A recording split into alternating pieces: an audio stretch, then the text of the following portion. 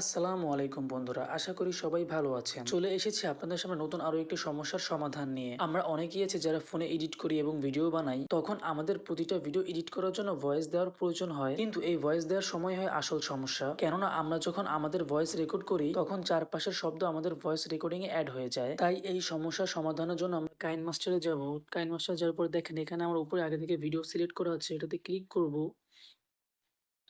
Click করার পর এবার দেখেন। আসসালামু আলাইকুম বন্ধুরা, আশা করি সবাই ভালো আছেন। চলে এসেছি আপনাদের সামনে নতুন আরো একটি ভিডিও নিয়ে। দেখেন এই ভিডিওটিতে কি পরিমাণ নয়েজ শোনা যাচ্ছে। এখন নয়েজটা আমরা রিমুভ করবো। ফার্স্টে ভিডিওতে একবার ক্লিক করব। ক্লিক করার পর নিচে যাব। এই যে মুভ করতেছি। এখন দেখেন এখানে লেখা আছে সাউন্ড। এই সাউন্ড লেখাটাতে ক্লিক করব। এখন আবার পাশে যাব। একেবারে ডান কোণায় লেখা আছে নয়েজ রিমুভার। এই নয়েজ রিমুভার লেখাটাতে আমরা ক্লিক করব।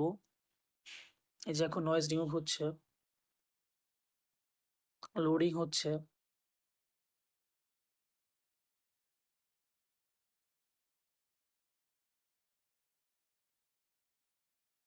এখন কমপ্লিট হয়ে গিয়েছে। তো চলুন এখন গিয়ে শুনি যে নয়েজটা রিমুভ হয়েছে কিনা। আসসালামু আলাইকুম বন্ধুরা, আশা করি সবাই ভালো আছেন। চলে এসেছি আপনাদের সামনে নতুন আরো একটি ভিডিও নিয়ে। দেখেন বন্ধুরা, নয়েজটি পুরোপুরি রিমুভ হয়ে গিয়েছে।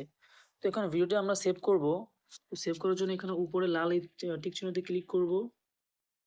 ক্লিক করার পর এখানে সেভ এস ভিডিওতে ক্লিক করব।